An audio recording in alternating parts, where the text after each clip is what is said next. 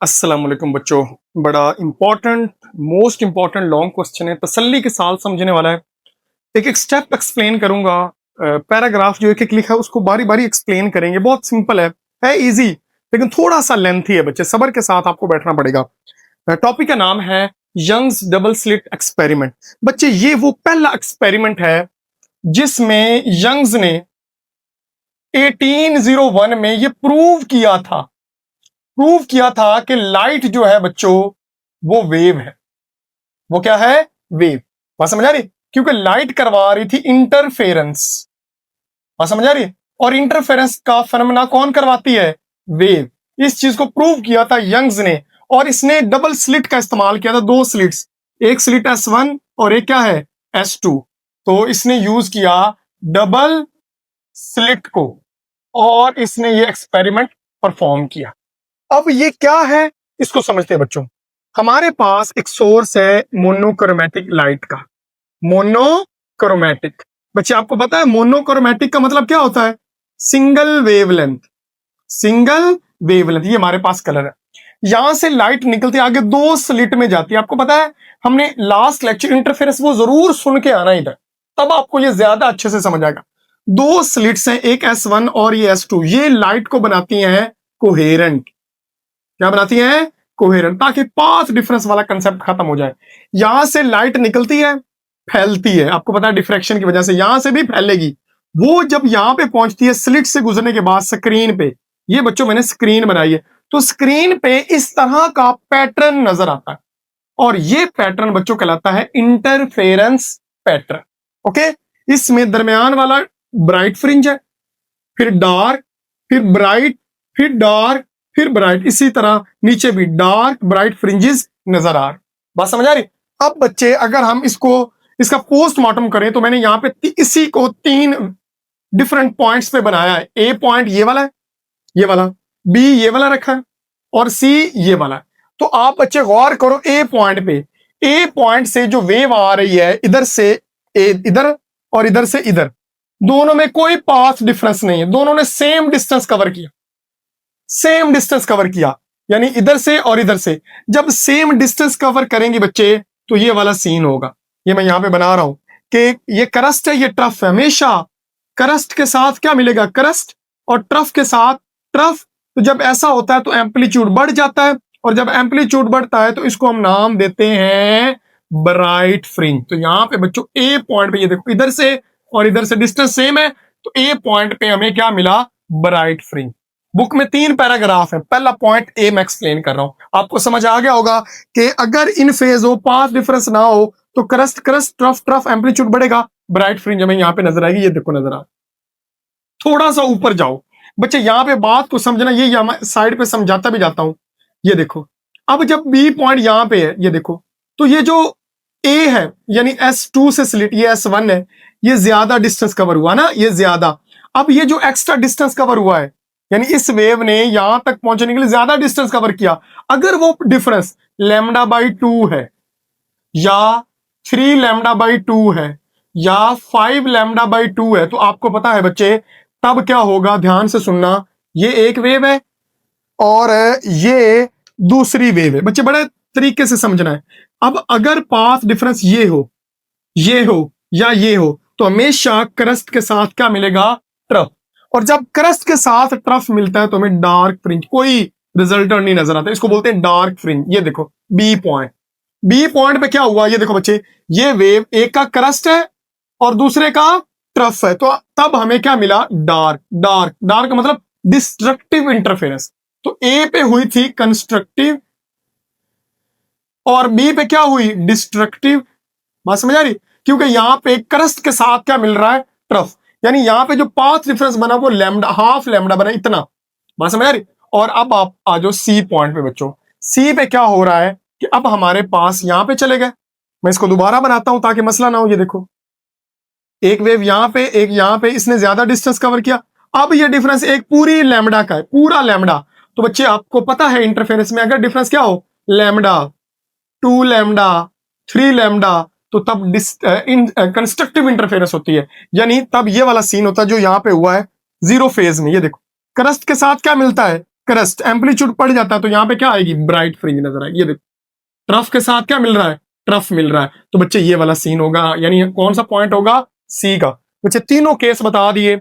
अगर phase difference 0 है तो तब भी bright, phase difference lambda 2 lambda, यानी यहां पे जो ये डिफरेंस है ये पूरी वेव हो या 2 वेव हो या 3 वेव हो, बात समझ आ रही है, तो हमारे पास फिर भी हमें ब्राइट फ्रिंज मिलेगी। लेकिन अगर पाथ डिफरेंस लैम्डा हो, आधा लैम्डा हो, 3 लैम्डा बाई 2 हो, 5 लैम्डा बाई 2 हो, तो बच्चे हमें डिस्ट्रक्टिव इंटरफेरेंस मिलेगा, हमें डार्क फ्रिंज नजर आएगी। तो इस तरह बच्चे ये पैटर्न हमें नजर आता है। अब बच्चे हम इसका कुछ मैथमेटिकल पोर्शन करते हैं। तो मैथमेटिकल पोर्शन के लिए बच्चों आपको ये देखना पड़ेगा। ये देखो ये मैंने वेव बनाई, 2 स्लिट्स बनाई हैं, 2 स्लिट से ये स्क्रीन तक का डिस्टेंस है, इसको एल से डिनोट किया है, यानी यहां से यहां तक जो डिस्टेंस है वो एल है। ओके, और ये हमने कोई पॉइंट पी लिया है, यहाँ पे फॉर एग्जांपल कंस्ट्रक्टिव इंटरफेरेंस हो रही है। कौन सी, कंस्ट्रक्टिव, यानी यहाँ पे हमें ब्राइट फ्रिंज नजर आ रही है पॉइंट पी पे।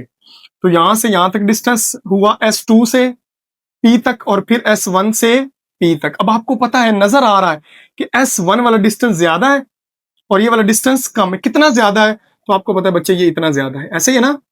यहाँ पे हम वो परपेंडिकुलर ड्रा करते हैं, तो ये एंगल बन रहा है बच्चों थीटा, तो ये एक राइट एंगल ट्राइंगल बनती है। आप समझ आ रही, इसमें ये हमारे पास है परपेंडिकुलर, ये पाथ डिफरेंस है। परपेंडिकुलर का नाम क्या है, पाथ डिफरेंस, इतना ज्यादा है, इतना ज्यादा है। अब बच्चे ये जो ज्यादा है, अगर ये लैम्डा हो, क्या हो, लैम्डा, तो आपको पता है यहाँ पे कंस्ट्रक्टिव इंटरफेरेंस होगी। लेकिन अगर ये हाफ लैम्डा हो ये, तो डिस्ट्रक्टिव इंटरफेरेंस होगी, यानी यहाँ पे डार्क में। तो सारा चक्कर किसका है, पाथ डिफरेंस का। तो बच्चे अगर मैं पाथ डिफरेंस निकालूं तो आपको पता है कि बच्चे स्टार्ट करते हैं टॉपिक से, साइन थीटा। आपको पता है साइन थीटा होता है परपेंडिकुलर ओवर हाइपोटेनस। तो परपेंडिकुलर हमारा है पाथ डिफरेंस और हाइपोटेनस है बच्चे ये डी। ओके, तो ये बन गया पाथ डिफरेंस, बन गया डी साइन थीटा। ओके बच्चों, सिंपल ये वाला, बात समझ आ रही। अब अगर तो हो रही है कंस्ट्रक्टिव इंटरफेरेंस, कौन सी, कंस्ट्रक्टिव, तो बच्चे आपको पता है कि पाथ डिफरेंस होता है, यानी डी साइन थीटा होता है एम लैम्डा। क्या होता है, एम लैम्डा। और बच्चे अगर हो रही है डिस्ट्रक्टिव इंटरफेरेंस, क्या हो रही है, डिस्ट्रक्टिव, तो आपको बच्चे पता होना चाहिए, ये फर्स्ट ईयर में भी पढ़ा है, तो पाथ डिफरेंस होता है m प्लस 1/2 लैम्डा। ये बच्चे हमारे पास 2 फार्मूले हैं, कंस्ट्रक्टिव के लिए और डिस्ट्रक्टिव के लिए। तो बच्चे हम यूज कर रहे हैं कौन सा, कंस्ट्रक्टिव वाला। बच्चे याद रखना, D sine theta is equal to M lambda बच्चे। ओके, अब यहां पे एक बात याद रखना बच्चे, ध्यान से सुनना, अगर थीटा स्मॉल हो, ये आप कैलकुलेट पे कर सकते हो, तो साइन थीटा को हम अप्रोक्सीमेटली इक्वल करते हैं किसके, टेन थीटा के। ये कैसे किया, अब आप खुद कैलकुलेटर पे करो। साइन 1 का आंसर और tan 1 का आंसर ऑलमोस्ट सेम होता है।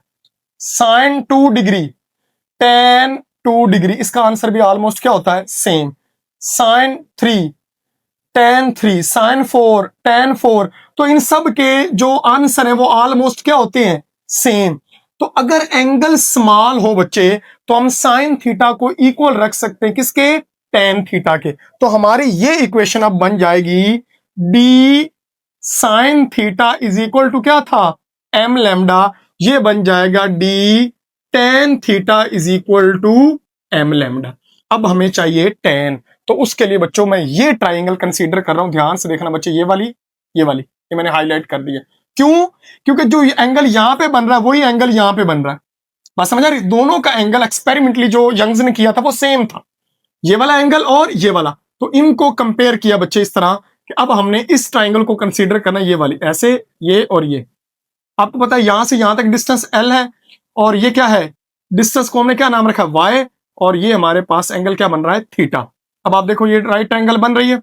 अब ये थीटा के सामने वाला परपेंडिकुलर और ये बेस। तो बच्चे आपको पता होना चाहिए जो tan थीटा है वो होता है परपेंडिकुलर, यानी y ओवर बेस। तो ये बच्चे हमारे पास आ गया y ओवर l। तो इस तरह बच्चे d बनेगा y over l into m lambda. तो बच्चे अगर मैं y की वैल्यू निकालूं तो वो बनेगा m लैम्डा l, ये l इधर मल्टीप्लाई होगा ओवर d, और इसको नाम देते हैं y m। m बच्चे हैं नंबर ऑफ फ्रिंजेस। जो मैंने यहाँ पे बना दी थी वो मैं गलती होगी, मैंने बच्चे को इरेज कर दिया। वो जो यहाँ पे बच्चे ब्राइट ब्राइट ब्राइट, याद है ना, इस तरह फ्रिंजेस बनती है और दरम्यान में क्या बनती है, डार्क, ये वाली। ये नंबर ऑफ फ्रिंजेस को बच्चे हम बोलते हैं m। ओके, तो ये m फ्रिंज बन रही है, इसका नाम m है। अगर बच्चे इससे मैं नीचे जाता हूं, एक फॉर एग्जांपल यहाँ पे ब्राइट है और इससे नेक्स्ट मैंने डार्क लेनी है और फिर आगे आता है ब्राइट। बच्चे आपको पता है ये बात समझनी, बच्चे थोड़ा सा बस पॉइंट है समझने वाला। ये ब्राइट हमने ये ले ली है YM, यहां से यहां तक का डिस्टेंस हमने निकाल लिया है, वो YM है ये वाला। अब हम चाहते हैं इससे नेक्स्ट ब्राइट ले, यानी इससे अगली। फॉर एग्जांपल ये 50 है तो इससे अगली क्या होगी 51। ओके, तो 51 को क्या लिखते हैं y, ये m है 50, तो इससे अगला क्या होगा 51, यानी 50 प्लस 1। तो यहां पे भी क्या होगा m plus 1 into lambda l over d। बच्चे ये पॉइंट आपको समझ आया। फॉर एग्जाम्पल ये 10 नंबर है तो 10 से अगली ब्राइट क्या होगी 11, तो 11 को मैं क्या लिख सकता हूं 10 प्लस 1। तो यही बच्चे मैंने किया YM, ये वाली P पॉइंट वाली फ्रिंज का नाम था YM, उससे नेक्स्ट क्या होगी YM प्लस 1। हम चाहते हैं दोनों के दरमियान डिस्टेंस निकालना, एक ब्राइट से अगली ब्राइट का, तो उसको बच्चे बोलते हैं फ्रिंज स्पेसिंग, यानी डेल्टा Y।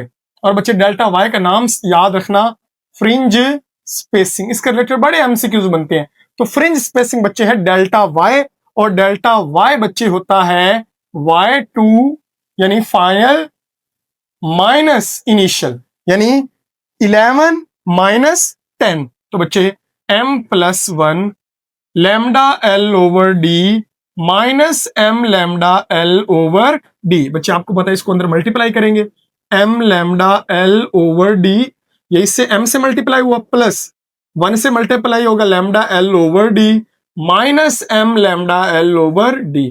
तो माइनस से ये क्या हो गया कैंसल, तो लो बच्चे हमारा प्रूव हो गया, डेल्टा Y आ गया लैम्डा l ओवर d। तो ये बच्चों है फ्रिंज स्पेसिंग। ये देखो एक ब्राइट से अगली ब्राइट तक का डिस्टेंस ये होता है। और बच्चे बताता चलूं, आप इससे भी करके देख लो, जो एक डार्क से अगली डार्क का डिस्टेंस होगा वो भी यही हो।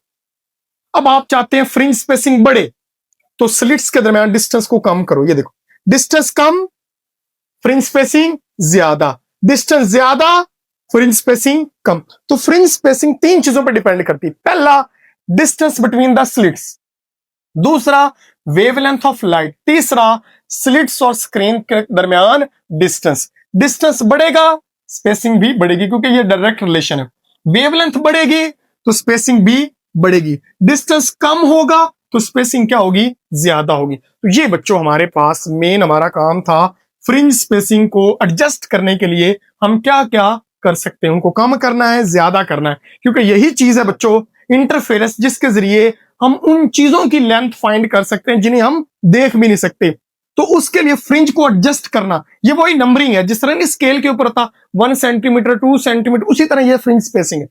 ये जानना जरूरी है। जब हमें ये पता चल जाएगा तो हम किसी भी ऑब्जेक्ट की, ये बोर्ड मार्कर है या कोई भी चीज है, उसकी लेंथ हम मोस्ट एक्यूरेट तरीके से फाइंड कर सकते हैं। तो ये बच्चों हमारा सिंपल सा टॉपिक था, Young's double slit experiment. I hope आपको समझ आया होगा बच्चे। मिलते हैं नेक्स्ट लेक्चर में, अपना ख्याल रखिएगा, तब तक के लिए अल्लाह हाफिज।